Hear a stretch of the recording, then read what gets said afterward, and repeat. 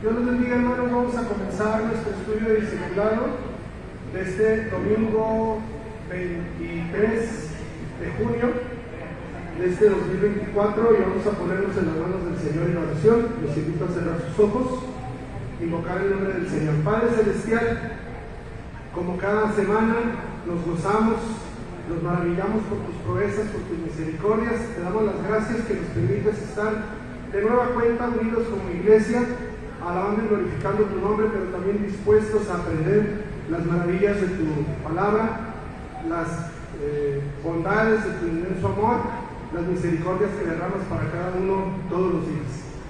Pon en nuestro corazón, en nuestra mente, la sabiduría y el entendimiento de tu Santo Espíritu para poderlo asimilar y poderlo aplicar a nuestras vidas, porque te lo pedimos del fondo de nuestro corazón, en el bendito nombre de tu Hijo Cristo Jesús. Amén. Vamos a comenzar, mis hermanos, como se abordó la sesión anterior, recordarán ustedes, vamos a dar un breve recorrido. Digo breve porque sinceramente cada uno de los 5 aspectos doctrinales de las solas de la Reforma merecerían para un mes de énfasis, créanme usted, y no se agotaría el tema. Sin embargo, bueno, pues también reconociendo la importancia de seguir adelante, de avanzar en el proceso del discipulado, le vamos a dedicar una semana a cada sola, a cada uno de estos aspectos. A lo mejor yo creo que todos estaban la semana pasada, saben de lo que estoy hablando. Muchas de las cosas las voy a obviar para no redundar y aprovechar el tiempo. Créanme lo que hoy el tiempo va a ser uno de nuestros principales oponentes, pero vamos a tratar de darle agilidad. ¿Se acuerdan ustedes de lo que de hecho dejamos la historia inconclusa? Dejamos al pobre del Lutero en la cárcel. No, en la cárcel no. Había salido y se fue a una torre. Ahí lo escondieron sus amigos. ¿Por qué? Bueno, pues porque su vida corría peligro. ¿Cuál era el problema? Bueno, pues que el rey, el emperador Carlos V, había decretado, después de sus múltiples desafíos que había hecho a la Iglesia Católica Romana, que cualquiera que matara a Martín Lutero quedaría libre de culpa. Fíjense, él decretó que no lo iban a perseguir al que matara a Lutero, entonces su vida corría peligro. Por alguna circunstancia el mismo gobierno ni la Iglesia lo quiso hacer por sus propios medios. Sabía que ya para ese entonces sus pensamientos y sus tesis ya habían circulado y había mucha gente ya inconforme con esto. Entonces sabemos pues que el factor determinante para el surgimiento del movimiento reformador pues fue el impacto de avivamiento espiritual que representó para la Iglesia del Señor la publicación de las 95 tesis de Lutero. ¿Y cuál fue la motivación o cuál fue el factor que detonó que Lutero llegara a ese punto? Recordarán ustedes lo que, digamos, la gota que derramó el vaso para que se tomara esa decisión fue la descarada manera en que la Iglesia estaba promoviendo la venta de indulgencias, enseñando, por supuesto, doctrinas ajenas a la palabra de Dios.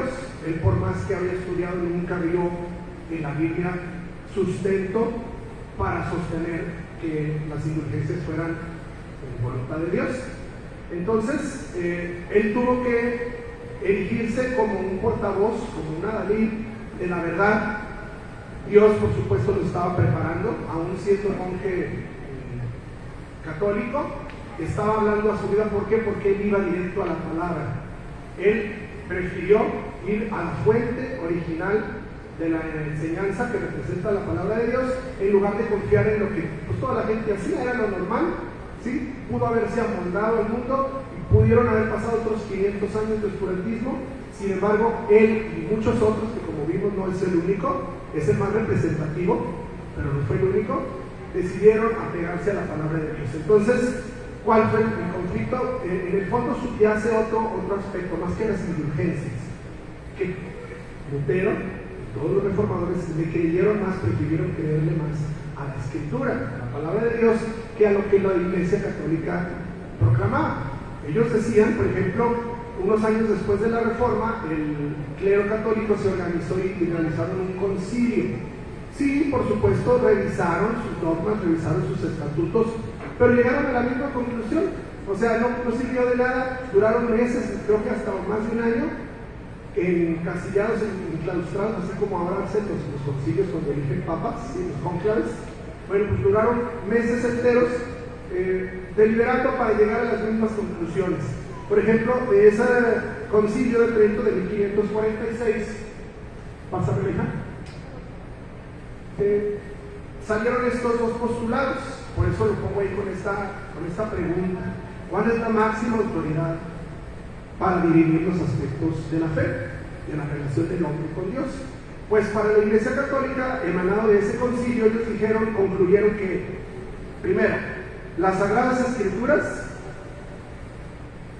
por tanto, no son, fíjense, ya empezamos por ahí, empezamos mal, no son la única fuente de revelación que Dios haya dado a la Iglesia. A la par con las Escrituras, decían, está la tradición. A la par con la revelación escrita está la revelación oral. Dado esto, es imposible estar satisfecho con la Biblia solamente para la salvación de todas las interrogantes relativas a los dogmas. Dirán ustedes, bueno, pues era otra época, era hace más de 1000 años, ¿cuántos no? 500, hace más de 500 años, y pues era una realidad diferente, estaban en pleno oscurantismo, en la Edad Media. Hermanos, quiero que sepan que esto no ha cambiado mucho.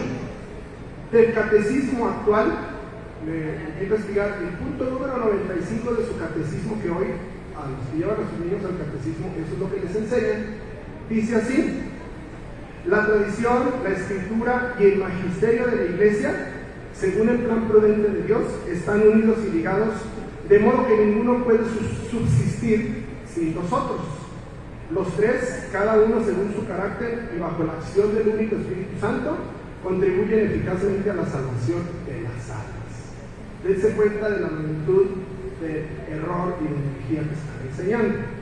Bueno, pues como la historia lo registra, hermanos, fue justamente esa indignación que le causó a Lutero escuchar a uno en particular, a un monje franciscano llamado Juan Tetzel, recordarán ustedes, lo mencionamos la semana pasada, que estaba en una franca y abierta y descarada campaña de recaudación de fondos. ¿Cómo lo hicieron? Bueno, pues el Papa León X, ante la necesidad de fondos para la construcción de la Basílica de San Pedro, y posteriormente lo siguieron haciendo para financiar sus guerras santas, ¿sí? Las cruzadas y todo eso, decretó, así porque así son los papas, porque ellos decretan, como vimos, no solamente la palabra de Dios tiene autoridad. Si ellos decretan algo, se les ocurre algo, tiene el mismo peso para ellos que si fuera la Biblia. Tiene en la misma proporción el peso de la Biblia, el peso de lo que diga el Papa y el peso de lo que la tradición practica, con la misma autoridad de las tres. Bueno, él decretó algo que se le ocurrió y se les ocurrió ponerle por nombre indulgencias. Ahorita vamos a ver a fondo qué son esos, que son ni más ni menos que la manera en que tú puedes expiar tus pecados diarios, tus pecados permanentes. Vamos a profundizar en un momento con eso. Y este Juan Tetzel era el principal promotor, lo entrenaron, lo aleccionaron para que él fuera el precursor de esta campaña, y él viajaba ciudad por ciudad haciéndole promoción a este movimiento. Ya dijimos la vez pasada algunos de sus discursos, y lo que indignó a Lutero fue que llegara con ese descaro. El problema era que no había tantas comunicaciones como ahora, y si no llegabas cerca de tu ciudad no te enterabas tanto. Pues ese fue el error del Tetzel, que llegó muy cerca de donde vivía Lutero, de Wittenberg. Entonces él escuchó, por supuesto llegó a sus oídos eso, y fue cuando definitivamente dijo: esto no puede continuar así. Publicó sus tesis y desató lo que en su momento todos sabemos, un revuelo muy grande por la difusión de esos postulados de Lutero. Bueno, pues causó tanto impacto y tanto revuelo entre la Iglesia Católica que pues fue llamado a declarar primero ante un cardenal cercano. Luego hicieron una comparecencia pública que se llamaba la Dieta de Worms en abril de 1521, donde lo citaron. Él fue con gusto porque él pensó que le iban a dejar exponer sus argumentos, y dijo: bueno, pues eso es lo que yo quiero, para eso publiqué mis tesis, para que alguien que sepa del asunto discuta conmigo y me dé argumentos. Si de veras no estoy mal, que me diga con base a la Biblia que estoy mal. Pero no, De nada sirvió que fuera, porque lo único que le dijeron, no venimos a rebatir, no venimos a debatir, venimos a que nos contestes dos preguntas. La primera, ¿son tuyos estos escritos que ya le tenían ahí sobre una mesa? Y la segunda, ¿estás dispuesto a retractarte de todo lo que has escrito? Él a la primera pregunta inmediatamente contestó que sí, sí son míos, pero para la segunda pidió que lo esperaran, denme un plazo de 24 horas para darles mi respuesta.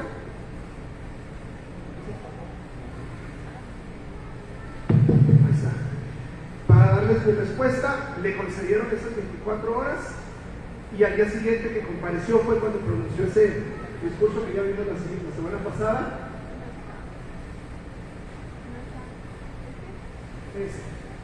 ¿Cuál es ante la pregunta? Él decía, bueno, ¿a quién le voy a creer? ¿A lo que dice la iglesia y las autoridades eclesiásticas o a lo que dice la escritura? Bueno, pues como tenía el plazo cumplido y él tenía que dar una respuesta, Dios, el Espíritu Santo, le dio la fuerza, la fortaleza, el valor, el aplomo de decir con todas sus letras ese discurso, que no lo voy a volver a leer por cuestiones de tiempo, pero que ustedes lo están leyendo y que se acuerdan de la frase central: mi conciencia está cautiva de la palabra de Dios. Yo no puedo retractarme porque sé que los papas y los concilios se equivocan y hasta ahorita nadie me ha demostrado que la Biblia se equivoca. Bueno, pues con esas palabras, sin saberlo, porque esto no se consolidó como las 5 solas hasta muchos años después, pero sin saberlo, Lutero estaba sentando el primero de los 5 postulados que conforman, digamos, el resumen o la síntesis en donde se engloban las doctrinas fundamentales del cristianismo, conocido como las 5 solas, que son solo la escritura. Ahí las tienen ustedes en latín, no, están en español, bueno, pero en latín tienen su propia pronunciación: sola escritura, sola fide, que significa solo por fe, sola gratia, que significa solo por gracia, solus Christus, que significa solo en Cristo, y soli Deo gloria, que significa solo a Dios sea la gloria, que con la ayuda del Señor a partir de hoy comenzaremos estudiando el primero de ellos, sola escritura. Bueno, por el contexto que hemos dado, tanto histórico como bíblico, sabemos a qué nos vamos a referir, y yo creo que ya todos ustedes tienen claro que el día de hoy vamos a hablar tanto en la clase como en la predicación de la Biblia, de la importancia de la escritura en la vida de la iglesia y del cristiano. Pero vamos a partir de los siguientes puntos. Lo vamos a ver en estos 4 aspectos. Primero vamos a ver su definición, qué quiere decir sola escritura, y no solamente su definición literal, sino su profundidad bíblica. ¿A qué nos referimos cuando decimos solo la escritura? Tenemos nociones, pero lo vamos a profundizar. Luego vamos a ver el trasfondo histórico de por qué se dio este postulado, cómo surgió y cómo se consolidó. En tercer lugar, estructura y fundamentos teológicos. Vamos a ver bíblicamente qué es lo que debemos creer y qué es lo que asumimos cuando decimos que como iglesia y como cristianos creemos en el principio de sola escritura, para finalmente ver la importancia práctica en nuestros días, porque no es suficiente que solamente veamos la historia, que solamente veamos el fundamento bíblico, si yo no lo llevo a la práctica, que baje de aquí, de la mente al corazón, y del corazón a mi vida entera, a mis manos, a mi voz, a mi trato. Eso es lo que más quisiéramos resaltar, y le pido a Dios el tiempo suficiente para darlo. Me prestan por favor mi celular, porque no traigo ni reloj ni celular. Ah, no, entonces otro, nomás para ver la hora. ¿O el reloj? Vamos a comenzar por la definición. Hermanos, el principio de sola escritura, ¿le das a la siguiente, por favor? Está, digamos, el concepto básico ahí lo tienen escrito, pero vamos a profundizar un poco. El principio de sola escritura establece que la Biblia es la máxima autoridad en todo lo relacionado a la fe y a la práctica de nuestra fe en el mundo y que el Señor nos ha puesto. Es una doctrina básicamente que defiende la autoridad de la palabra de Dios, así como la suficiencia de ella para que Dios se revele a su pueblo.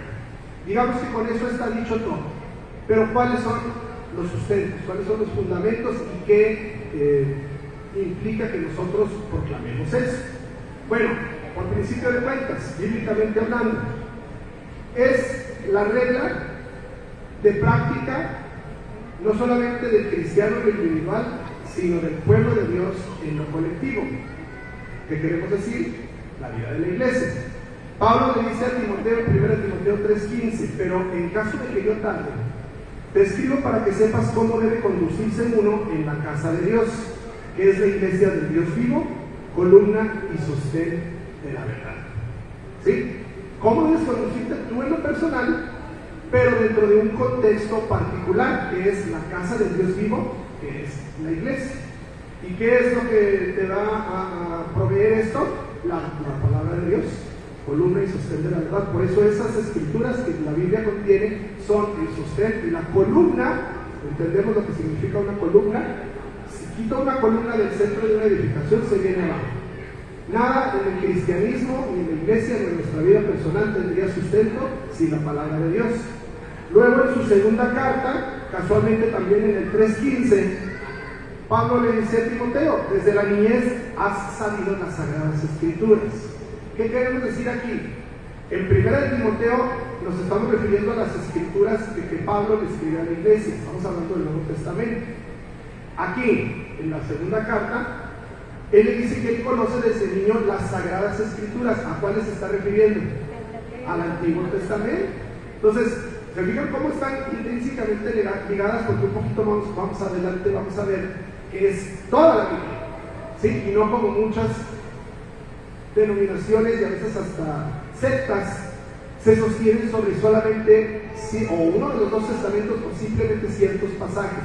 Toda la escritura es complementaria y es lo que termina diciéndole más adelante. ¿Has sabido conducirte con las sagradas escrituras, las cuales te pueden dar la sabiduría que lleva a la salvación mediante la fe en Cristo Jesús? Fíjense cómo conecta el Antiguo Testamento, donde no estaba Cristo Jesús presente, visible, pero lo conecta con que ahora el Evangelio de Cristo Jesús es el que da la salvación, es uno solo. No es que el Antiguo Testamento se equivocó y el Nuevo Testamento es el plan B, para nada, es una sola estructura.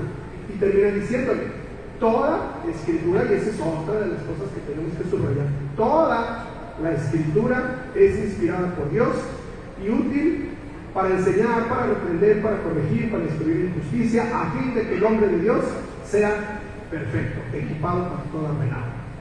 Es vital entonces, hermanos, para la iglesia sostener y defender estos principios para no permitir la distorsión del llamado original de Cristo. ¿De qué nos tenemos que proteger? Bueno, pues usted sabe todas las corrientes que hay que amenazan infiltrarse a la iglesia y a las enseñanzas que la iglesia comparte. De esto ya existían antecedentes desde los tiempos bíblicos.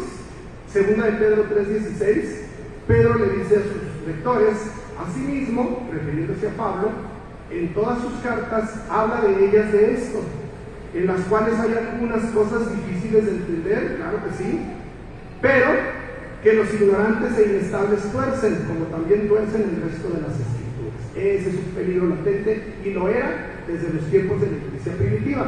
Con más razón lo sigue siendo ahora, cuando vemos tantas desviaciones y tantas distracciones que han hecho que la iglesia desvíe su mirada de la misión original. Hebreos 13:9 dice también: no se dejen llevar por doctrinas diversas y extrañas, porque es buena cosa para el corazón el ser fortalecido por la gracia, no por alimentos de los que no recibieron beneficio de los que ellos se ocupaban. Y mismo Jesús le dice a sus discípulos, hablando de los fariseos, en Marcos 7:13, dice que los fariseos invalidaron así la palabra de Dios. ¿Cómo? Por la tradición de ustedes, la cual han transmitido y hacen muchas cosas semejantes a estas. ¿Se fijan cómo la misma Biblia va encerrando esto? Y tenemos pues que esa definición que tienen ustedes escrita tiene un fundamento y tiene un sustento y tiene una justificación en la cual Dios nos tiene que proteger como iglesia, como su pueblo, de que no permitamos que esto se desvíe. Es la Biblia su único objetivo. La iglesia tiene que ir en pos de lo que la Biblia dice. Lo vamos a profundizar un poquito más adelante. Nos vamos al trasfondo histórico. Yo no sé cuántos de ustedes podemos hacer el ejercicio. Levante la mano quién fue católico. Yo creo que la mayoría, ¿verdad? Muy bien, página. ¿Alguien nunca fue católico? Somos menos, fíjense. Entonces, los que sí fueron, algo de esto van a recordar. Los que no fueron, por primera vez van a conocer algo de lo que el catecismo enseña, de lo que la doctrina de la Iglesia Católica enseña. No para que ahí van a estar tomando nota, no. Si quieren tomar nota es por cultura, pero para que se fijen ustedes cómo contrastando nos damos cuenta de esto. Yo nunca fui católico, sí me bautizaron cuando tenía, ¿cuántos meses ya? A los 6, no sé, me metí hace cuándo porque ahí estuvo presente. Hubo fiesta piñata y a mí ni me preguntaron. Así dice una canción, ¿verdad? Bueno, pero sí, mi papá era guadalupano, de hecho me quería poner José Guadalupe, gracias a Dios que mi mamá lo disuadió. Imagínense ahorita Lupito, pues no. Pero si me bautizaron, obviamente nunca seguí ninguna. Ya, mi mamá, gracias a Dios, le dio la gracia de que me sacara, desde chiquito me llevaba al templo, a posición de mi papá. Pero nunca conocí nada, ni siquiera me llevaron al catecismo ni nada. Entonces, lo que estoy conociendo ahora prácticamente son mis primeros encuentros. Nunca me he adentrado más que como cultura general me llega, pero de ahí más nunca por donde sé. Pero fíjense bien, decíamos hace un momento, las indulgencias no vienen en la Biblia ni como palabra, ni como concepto, ni como idea, ni siquiera. ¿Sí? Entonces, ¿qué son las indulgencias? Y no haya sido católico, no sabe de qué nos estamos refiriendo. Yo no lo sabía, por eso tuvimos que investigar. Bueno, déjenme decirles, según la Iglesia Católica Romana, una indulgencia es la liberación de los castigos temporales que merecen nuestros pecados. Temporales, aclarando, no los futuros. ¿Qué hubieran dicho si hubieran sido de todos los futuros, de todos los pecados? ¿Se les acaba el negocio? No, nada más los temporales, los que cada día vas cometiendo. ¿Cómo te puedes librar de esos castigos? Bueno, según las enseñanzas del catolicismo, empieza desde que naces. Cuando bautizan a los bebés, a través de ese bautismo, el niño es purificado solamente de su pecado original, del que cometió Adán y que como ser carnal nazco el pecado.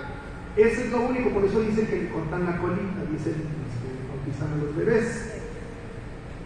Bueno, las opiniones las podemos sacar a título personal. Pero, ¿qué pasa? Ese niño va a crecer y como este individuo va a seguir pecando a lo largo de su vida, en cuanto tenga uso y conciencia de su racionalidad, va a empezar a pecar. Entonces, ¿qué pasa ahí? Bueno, el bautismo lo salvó del pecado original, pero no de los pecados diarios. Es ahí donde encontraron su nicho de oportunidad. Es donde entran en juego las indulgencias.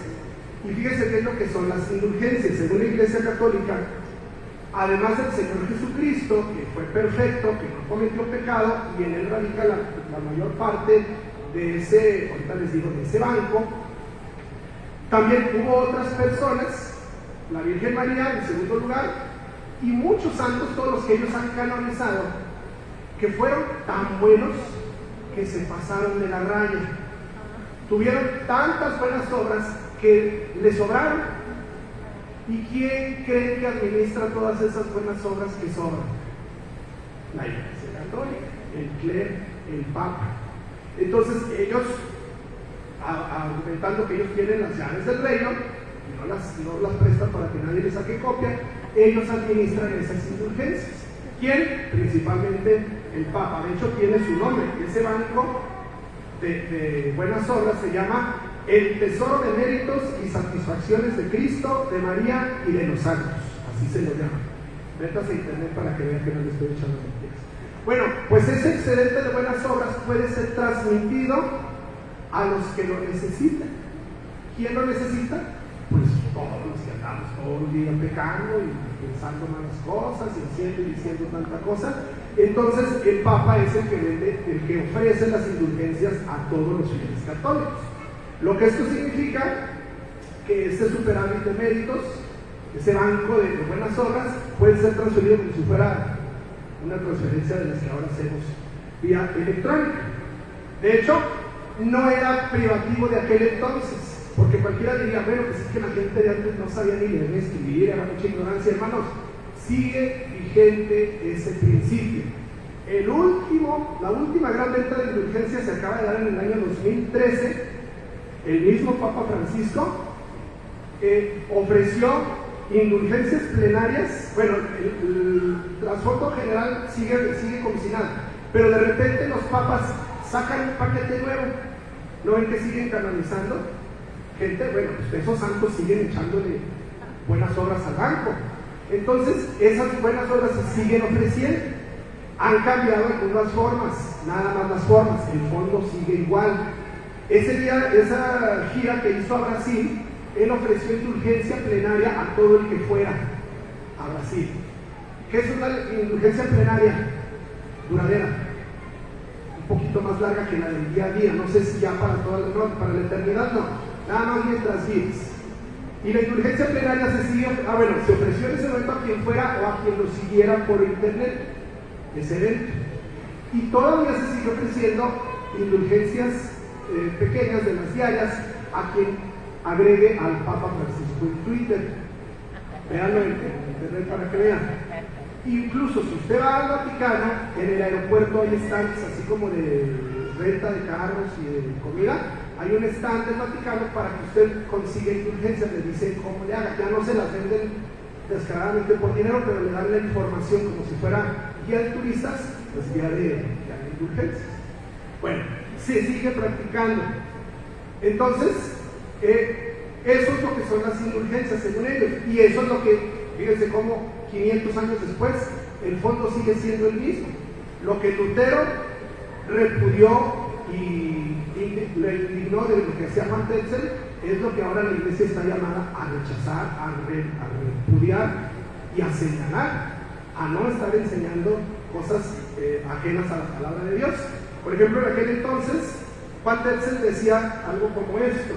Después hay dos capturas de pantalla en internet donde todavía actualmente en la Cuaresma, en Semana Santa, usted puede ganarse su indulgencia plenaria. Ese es el sitio oficial de la Iglesia Católica.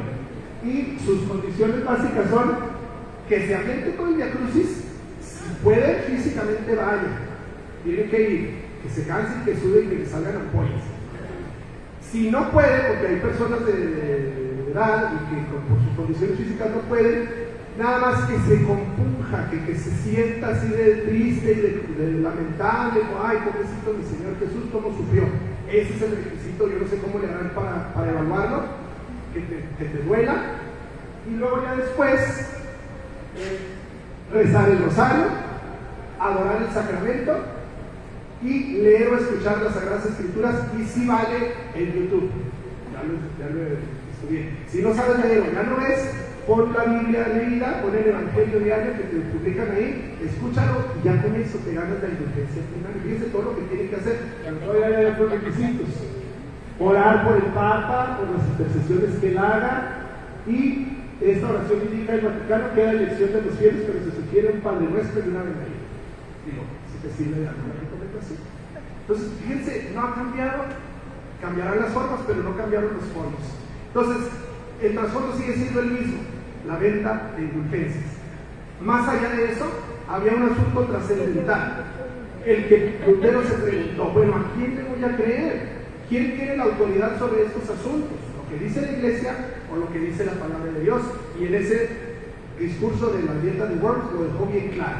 Yo no voy a someter mi conciencia a lo que diga una persona humana que es falible, sino solamente a lo que la Escritura diga. Entonces, hermanos, de ahí el lema solo Escritura. Ese es el trasfondo histórico, ¿sí? Solo Escritura y no la tradición, porque la iglesia dice, sí, la Escritura vale, pero es la Escritura más la tradición, la Escritura más la opinión de los papas, la Escritura más los rituales, los concilios, ¿sí? Lo que las reuniones que ellos hagan promulguen también cuentan como dogmas y lo debes de creer y practicar. Bueno, hermanos, pues estos son los fundamentos históricos de lo que es el principio de sola Escritura. Pero vámonos a lo principal.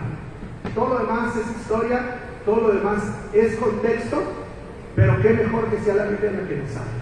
¿Cuáles son la estructura y los fundamentos teológicos del principio de sola Escritura? ¿Qué implica sostener, pues sí, hoy que hablar de la iglesia o no, pues que sola Escritura y sí, la Biblia no, de respetos? ¿Pero qué implica? Tú eres hijo de Dios, tú eres creyente, tú eres cristiano. Tú proclamas no solamente con tu voz, sino con tu vida, que lo que Dios ama, lo amas tú, que lo que Cristo enseñó son los pasos que vas siguiendo. ¿Eres discípulo o eres simplemente asistente a la iglesia o eres simplemente cristiano nominal? ¿Qué implica para ti? Te lo voy a decir, disculpa que nos hable de tú, porque es lo más directo que les puedo decir. ¿Qué implica para ti que has profesado ser seguidor de Jesucristo? Creer en el principio de sola escritura. Bueno, son 6 puntos, los voy a ver de la manera más ágil que pueda, hermanos, pero ayúdenme por favor, porque quiero terminar el estudio el día de hoy. Si sostenemos que la Biblia, la palabra de Dios, es la máxima autoridad y última corte de apelación para dirimir los asuntos de la fe y de nuestra relación con Dios, implica que cada uno de nosotros, que todo creyente no solamente lo pronuncie, sino que sostenga su afirmación no en debates, no en chats, no en publicaciones de Facebook, con nuestra vida misma, en cuestiones prácticas de la vida diaria, en nuestras relaciones personales, en nuestro trato a la familia, en nuestra conducta social y laboral, en nuestro testimonio. Puesto que Dios es el autor de la Biblia, es el autor de sus leyes, y no hay ninguna autoridad humana u opinión que pueda interpretar por sí misma o igualar el carácter supremo de la palabra de Dios. Es por eso, hermanos, que ahora que suscribimos nuestro pacto de membresía, ¿se acuerdan? Si lo leyeron o no lo firmaron, si lo leyeron bien, se fijaron que en un pedacito decía lo siguiente: manifiesto voluntariamente mi intención de ser miembro activo de esta iglesia y sujetarme a la palabra de Dios como la única e infalible regla de fe y práctica, así como a los estatutos de organización que con base en la Biblia la iglesia establezca para llevar a cabo su misión, su visión y su propósito. ¿Sí se acuerdan que lo leyeron? Porque no sé si alguien le sacó copias, pero lo entregaron. Entonces es necesario que constantemente lo estemos recordando, lo estemos viviendo y tengamos bien claro, hermanos, que este es un llamado constante, que no se va a interrumpir. Y entonces, hermanos, la principal implicación de predicar y practicar este principio implica para cada cristiano sujetarse a la autoridad bíblica sobre la vida personal y, como iglesia, a su funcionamiento estipulado en la Biblia. Pero para poder entender estas implicaciones que tiene adherirse a este principio, es necesario revisar las siguientes consideraciones. Y esto ya es, digamos, el resumen, o ya es la síntesis, después de que durante años, tal vez siglos, los teólogos y los defensores de la sana doctrina lo han ido dosificando, estructurando, para que ya llegue a nosotros. Fíjense qué bendición, nosotros ya lo tenemos condensado, ya no es cuestión de estudiarlo, por eso hay que estudiar la Biblia, no nada más el devocional chiquito que nos toca estudiar cada semana, sino en cada oportunidad que tengamos. Son estos 6 postulados, 5. Primero, las Escrituras provienen de una revelación divina e inspiradas por el Espíritu Santo. Ya leímos en 2 Timoteo 3:16 que dice que toda la Escritura es inspirada por Dios. Y también tenemos otros pasajes en Salmos 19:8, Salmos 119, 130. Vamos a leerlos en su momento. Hermanos, afirmar el principio de sola Escritura implica creer en la inspiración divina de la palabra de Dios. Es decir, creer que aunque la Biblia fue escrita por hombres, claro que sí, pero hombres inspirados por el Espíritu Santo. El Espíritu Santo dio de tal manera a todas estas personas, fíjense, fueron más de 50 escritores a lo largo de más de 5,000 años y todos coinciden en un mismo eje. ¿Cómo es posible esto en tanto tiempo y en tanta distancia? Solamente porque es una misma fuente, procede de la misma fuente de inspiración que es el Espíritu Santo. Entonces ellos fueron guiados para que todo lo que escribieran fue lo que el Señor, el Dios mismo, a través de su Espíritu les inspiró que escribieran. Es la palabra de Dios real y efectivamente, ¿sí? Y por eso decía, por ejemplo, Calvino decía que cuando los creyentes leen la Biblia es el mismo Dios quien les habla a ellos. John Piper actualmente dice que si quieres oír la voz de Dios audible, pues lee tu Biblia en voz alta. Es decir, no hay manera de que no reconozcamos que la Biblia es la voz de Dios, y en toda la Escritura, como decíamos hace un momento. Dios es responsable de cada una de las palabras que encontramos en la Biblia, y un cristiano, como tú y como yo, debemos sostener este principio pero con la vida, con el ejemplo. No solamente de labios para afuera y vivir a la manera en que yo quiera. Sí, si Dios me da una orden y una instrucción, es porque la estoy dispuesto a obedecer. Y no como un dogma, sino como una experiencia que se vive personalmente día con día. Y no son gravosos, dice la Biblia, que sus mandamientos no son gravosos. Cuando uno aprende a vivir en plena dependencia de la voluntad de Dios, esto no pasa por ningún problema. Dice el Salmo 19, los preceptos del Señor son rectos, que alegran el corazón. El mandamiento del Señor es puro, que alumbra los ojos. Número 2. Las Escrituras no son asunto de interpretación personal. Asunto crucial y clave en la disertación de Lutero contra la Iglesia. No es bíblico atribuirle a una persona o a un concilio o a una curia en general la capacidad de interpretar la Biblia por sí misma. Dijo 2 de Pedro 1, 20 y 21. Pero ante todo sepan esto, que ninguna profecía de la Escritura es asunto de interpretación personal, pues ninguna profecía fue dada jamás por un acto de voluntad humana, sino que hombres inspirados por el Espíritu Santo hablaron de parte de Dios. Fíjense cómo cada cosa, cada punto se va a ir sosteniendo del anterior.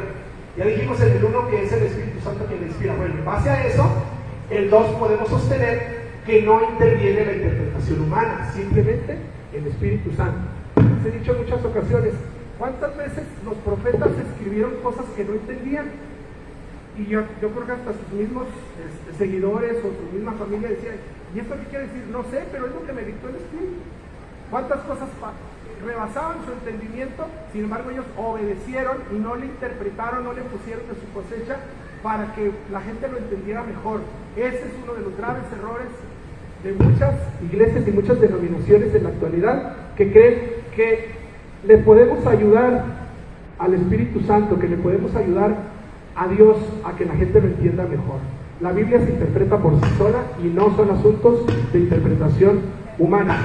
Contrario a la enseñanza que la Iglesia Católica decía, que solamente el Papa, fíjense, ni siquiera cualquier otro cristiano iluminado por el Espíritu Santo, no, solo el Papa podía interpretar la Biblia correctamente.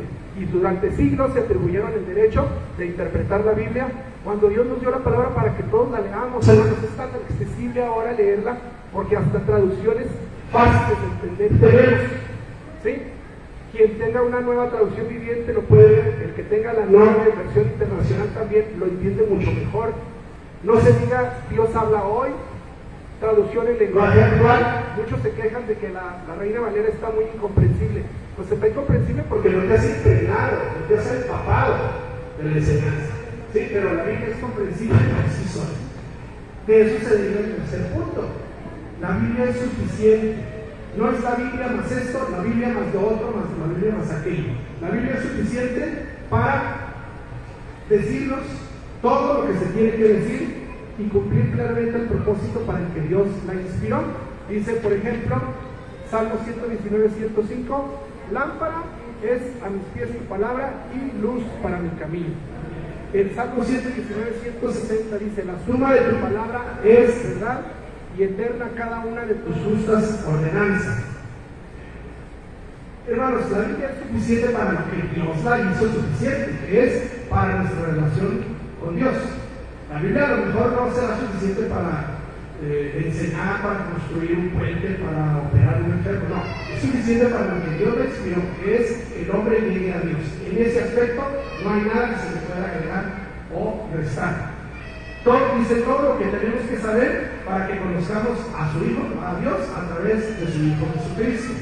¿Sí? La confesión bautista de fe, ahora sí hablando de preceptos de la sana doctrina, en 1689 postuló este enunciado. Todo el consejo de Dios tocante a todas las cosas necesarias para su propia gloria, para la salvación del hombre, para la fe, para la vida, está expresamente expuesto o necesariamente contenido en la Santa Escritura, a la cual nada ha de añadirse, ni por nueva revelación del Espíritu, ni por tradiciones de los hombres. Olvídese de que hay un nuevo profeta que trae una revelación nueva. Ese es el problema de los mormones. Ellos sostienen y afirman que una nueva revelación, de hecho su libro de Mormón se llama Otro Evangelio de Jesucristo. Una nueva revelación vino a un señor llamado José Smith y que eso ahora es lo que hay que seguir. O sea, esto pues tiene fe de ratas. Sí, estaba medio mal, esto no bueno para nada. Es insustituible y es perfecta y suficiente para todo. Número 4. En ese sentido, las escrituras son inerrantes e infalibles, que no es lo mismo, que se parecen, tal vez lo podamos ver como sinónimo. Pero actualmente quiero que sepan que ya hay falsos maestros y falsas enseñanzas que dicen que sí, la Biblia es infalible, no falla para todo lo que es la salvación. Pero ¿qué puede ser en cierto modo inerrante? ¿Qué quiere decir inerrante? Que puede tener errores, y no son errores voluntarios. Lo que pasa es que el contexto era muy diferente. Cuestiones de cultura, cuestiones de lenguaje que se han perdido en las traducciones. Puede ser que tenga errorcitos. Hermano, mucho cuidado, porque eso abre la puerta a que poco a poco dejemos rendijas por donde se filtren las falsas enseñanzas. Tenemos que sostener, y así debe ser la Biblia, que la Biblia es inerrante porque no tiene errores y es infalible porque no falla en todo lo que ha dicho y lo que dice que está por suceder. Dice el Salmo 19:7, la ley del Señor es perfecta. Y si sabemos que es perfección, ¿verdad? Que no deja lugar a errores, que restaura el alma. Los preceptos del Señor son rectos, que alegran el corazón. Mateo 5:18, Cristo mismo lo dijo, porque en verdad les digo que hasta que pasen el cielo y la tierra, no se perderá ni la letra más pequeña, ni una tilde. ¿Sí sabes qué es una tilde? Un acento, una comilla, lo que sea, una rayita así, ni eso se perderá hasta que toda la ley se cumpla. ¿Cómo me dicen entonces que puede tener errores? Es impensable que la Biblia contenga errores. Entonces, creer en el principio de sola escritura es afirmar que la Biblia es inerrante e infalible. Y Dios honrará cada una de sus promesas que la Biblia contiene. ¿Por qué? Pues porque la Biblia es la palabra de Dios y Dios no se puede equivocar. Entonces, es una cadenita. Dios es perfecto, Dios no miente, esta es su voz, esta es su palabra, por tanto la Biblia no miente y no se equivoca. Y número 5, las escrituras son la autoridad máxima, que llegamos a este punto como el eje o el sustento de la disertación de Lutero. Creer en la escritura, en el principio de sola escritura, nos implica a cada uno de nosotros sostener, creer y declarar que solo la Biblia tiene autoridad suprema sobre la conciencia de los hombres. Una vez más, la cadenita desemboca en esto. El punto número 5, digamos que es el que engloba todas las anteriores. No puede existir ninguna persona, no puede subsistir ninguna iglesia sin que la autoridad máxima en su vida y en su funcionamiento como iglesia sea la palabra de Dios. ¿Sí? Colocar nuestra opinión por encima de la palabra de Dios es pretender ser más inteligente que Dios. Mismo Job, reprendido directamente por Dios, le dijo: ¿tú quién eras? ¿Tú dónde estabas cuando yo formaba los ángeles? Estamos bien, hermanos. Actualmente hay iglesias evangélicas que, aunque dicen, sostienen que no tienen un papa, y claro que no le dan autoridad a una personalidad infalible, pero hermanos, en algunas ocasiones, en algunas situaciones, le dan igual autoridad a sus pastores, a sus líderes, que la que la Biblia tiene, y a veces hasta superior. ¿Sí? Hay pastores que se creen papas prácticamente, dictan nuevas normas de conducta, y tú no te vistas así, y tú eres ese carro, porque es pecado que tengas ese carro, y tú sepárate de esta mujer, o lo que sea. O sea, a ese punto llegan, y hay congregaciones que dicen: tú estás mal porque no estás dando lo que tienes que dar. Eso es en cuanto a los pastores, y se entiende hasta cierto punto que por la ignorancia y por la resistencia que la gente tiene de leer la Biblia, pues se cree todo lo que les dicen. Pero ¿qué me dicen? De los que sí lo creen, de los que sí la leen, y aún así se subyacen y se ponen por debajo de autoridades humanas que a todas luces están contraviniendo lo que la Biblia dice. Es entonces, hermanos, que este es un llamado no solamente a los pastores, no solamente a los líderes, a toda la iglesia, a que todos estemos amarrados nuestra conciencia a la palabra de Dios y alertas, los ojos bien abiertos para no permitir que ninguna opinión humana se ponga por encima de lo que la Biblia dice. Tranquilo, que eso no dice la Biblia, y lo rebatimos bíblicamente hablando, y la disciplina del Señor es la que debe imperar. ¿Sí?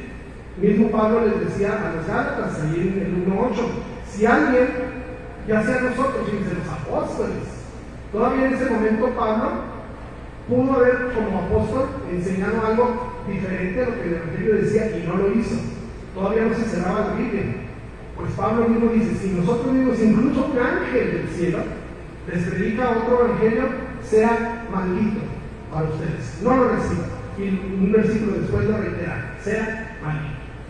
Ningún ser humano puede colocarse por encima de la ley. Digamos que estos son los principios fundamentales. Me quedan 10 minutitos y voy a dedicarlos a hacer un aterrizaje, un bajón de todos estos principios que espero por la rapidez con que hablé y que se vieron les haya quedado lo suficientemente claro. ¿Qué es lo que queremos ahora?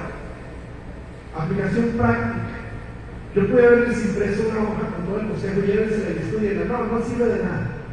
Vamos a ver, ¿qué implica? Por eso el cuarto punto es, ¿por qué es relevante este principio en la iglesia de hoy?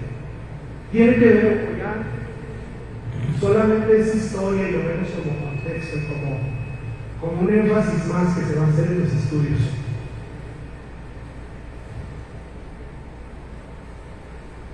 ¿Tiene relevancia para la iglesia actualmente estos principios? ¿Por qué nos empeñamos en seguir predicando, en seguir enseñando esto 500 años después? Hermanos, ¿por qué, simplemente lo que decíamos, por qué debemos atesorar o resaltar un hecho que pasó hace tantos años? Ya no le subas porque después se me disqueja. Déjame. Me corrijo aquí. Vamos a ver.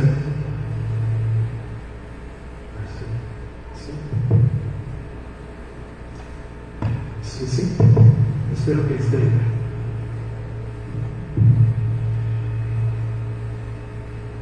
Como les decía en el primer estudio de esta serie, no es intención de la iglesia, ni del discipulado, ni de los líderes, de los pastores, enaltecer a nadie.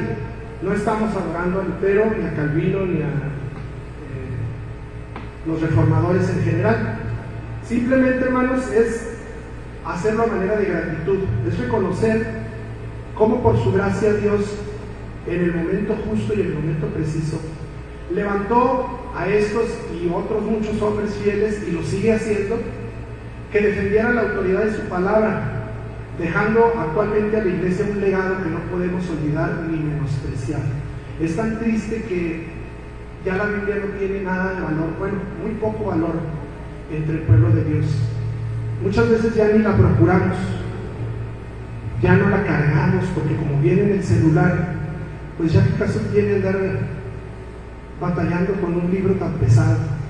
Si ya, pues es que lo que sostienen ahora es que pues para eso es la tecnología, para simplificarnos la vida. Si aquí me cabe todo, pues ya me quito de problemas. En Irlanda traigo en 5 versiones al mismo tiempo. A ver, igualame eso. Pues sí te igualo algo, porque la palabra de Dios también es testimonio traerla personalmente. Muchos la esconden. ¿Sí? A veces, ¿quién lleva la Biblia al trabajo? Yo creo que nadie, ¿verdad? ¿Alguien lleva la Biblia al trabajo? No. Bueno, si alguien la llevara, yo seguro pone la Biblia y luego los libros normales arriba. Yo sí la llevo porque todos los días en la tarde, todos los días de lunes estoy estudiando la lección, hasta me ven feo porque vienes a trabajar a la biblioteca. En la escuela no, ¿para qué les echo mentir? En la escuela no puedo, pero en la biblioteca sí. A veces toda la tarde me van a estudiar y no hago nada de bibliotecario. Sí me da pena porque pues, también es testimonio. Pero sí, hay que presumirla, no presumirla en el sentido negativo, sino que darle gracias a Dios por medio de su valor, de su valoración. Se nos hace tan accesible y tan fácil tener una Biblia ahorita, hasta las regalan. Nos han regalado Biblias, ¿dónde está? Que no sabe, por ahí la dejé, por ahí la debo tener. Hermanos, hay países, naciones enteras que anhelan tener una Biblia. No sé si han visto algunos videos, algunos cortos, cuando llegan las Biblias a países donde está cerrado el Evangelio, a China, a los países musulmanes. Llegan escondidas, llegan como contrabando, como si fuera mercancía, como droga, ¿sí? Y así desesperados las personas de ahí, los pobladores, rompen la caja porque todos quieren su Biblia como si fuera una despensa, y efectivamente es una despensa, es alimento para el alma, ¿sí? Entonces, todas estas bendiciones y privilegios que esos valientes reformadores hicieron, no es para enaltecerlos, es para darle gracias a Dios, para honra y gloria de Dios. Ellos tuvieron ese valor y esa determinación. Es entonces, hermanos, que tenemos que agradecer a Dios que por ese principio de sola escritura que los reformadores establecieron, hoy tenemos el privilegio de poder leer la palabra de Dios en nuestro propio idioma. La que muchos ya ni la quieren, la Reina Valera. Muchos no saben qué es Reina Valera, ¿verdad? Nomás oyen Reina Valera, Reina Valera, Reina.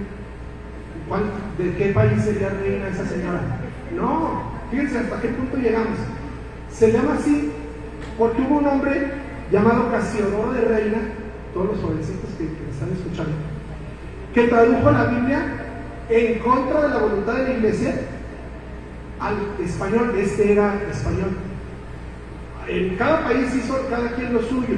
Erasmo de Rotterdam la tradujo al griego poquito antes de Lutero, y también le fue como en feria, lo excomulgaron. Bueno, pero acá en estas épocas, Casiodoro de Reina, español, agarró los manuscritos originales, ni siquiera la Vulgata Latina, que ya traía vicios de traducción, no, agarró los manuscritos originales en hebreo, en arameo y griego, y anduvo a salto de mata, huyendo país por país, porque lo andaban buscando para agarrarlo, sabían lo que andaba haciendo. Duró 12 años huyendo por toda Europa con los manuscritos bajo el brazo, y los ratitos que tenía se ponía a traducirlo. 12 años. Finalmente lo logró, ya existía la imprenta, lo imprimió, pero aún tuvo que pasar por otro proceso.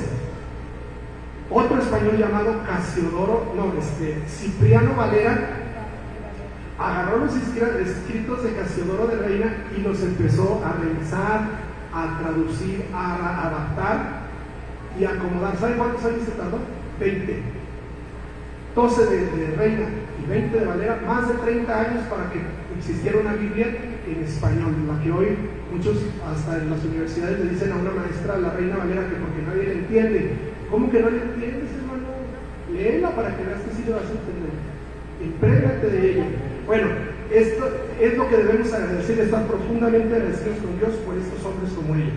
Lee tu Biblia, medítala, valórala, ya que tienes una, porque hay países donde no la pueden tener, y sobre todo, vívela.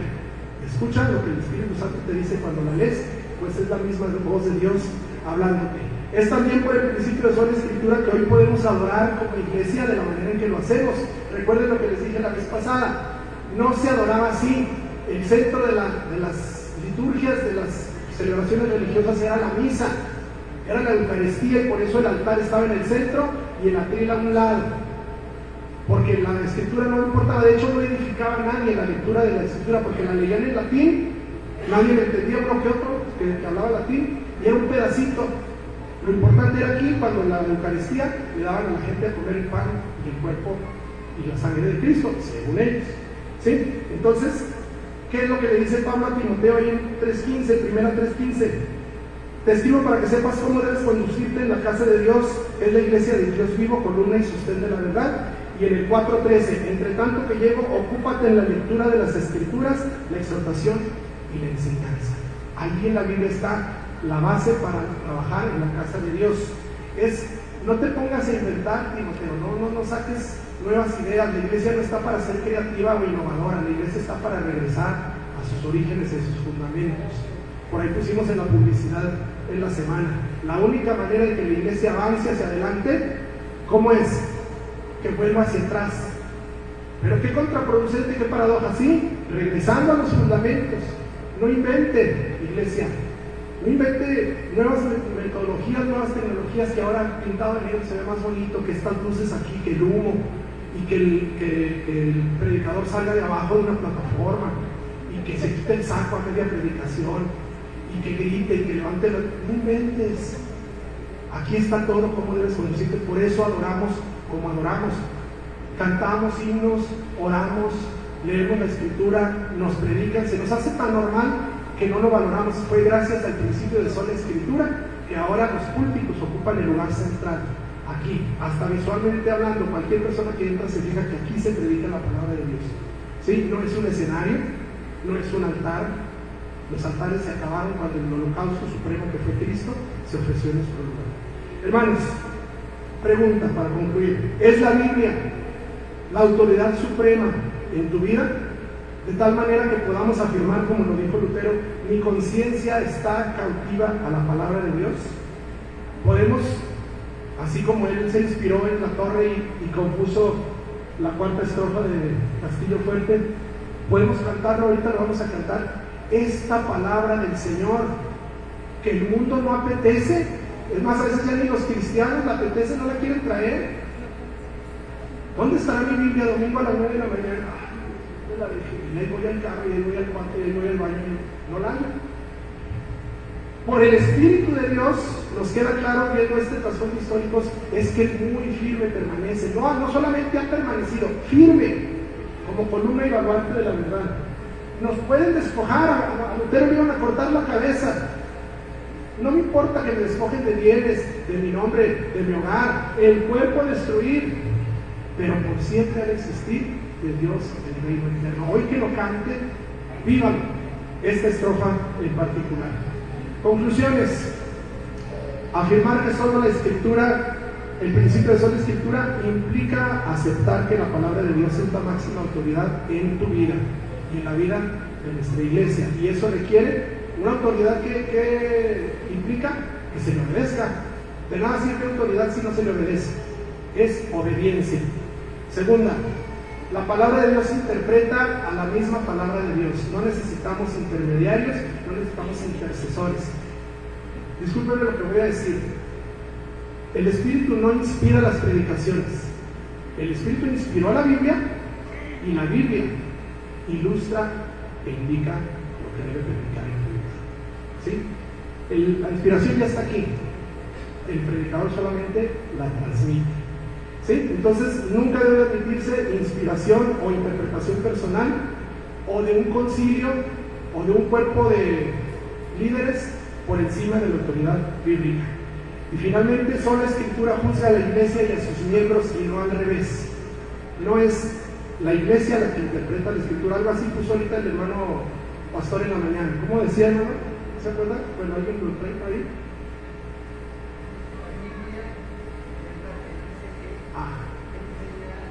La iglesia, y no la iglesia lo que enseña la Biblia. Y es lo que decía el clero católico en aquel entonces. ¿Sí? Y algo parecido pusimos en la publicidad de ayer. No importa lo que yo diga de la Biblia, lo que importa y lo que verdaderamente va a definir mi futuro eterno es lo que la Biblia dice de mí. La Biblia es un espejo. Ábrela y te verás reflejado tal cual eres y tus necesidades necesarias. Hermanos, que el Señor nos ayude. Terminamos el estudio de hoy. Gracias a Dios, de veras, le doy muchas gracias que me permitió terminarlo. Y que el Señor nos ayude a eso, a atar nuestra conciencia personal y como iglesia a la palabra de Dios. De manera que toda opinión humana que contradiga este libro sea anatema, sea maldita. Gracias por su asistencia. La próxima semana, segunda sola, solo por fe.